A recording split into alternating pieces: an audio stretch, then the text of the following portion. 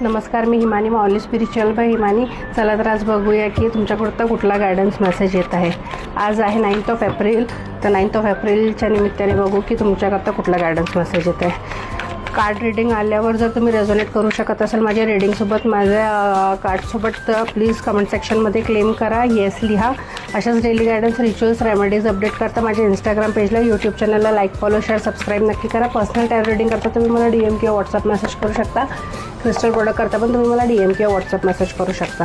चला तर बघूया की आज तुमच्याकरता कुठला गायडन्स मेसेज येत आहे.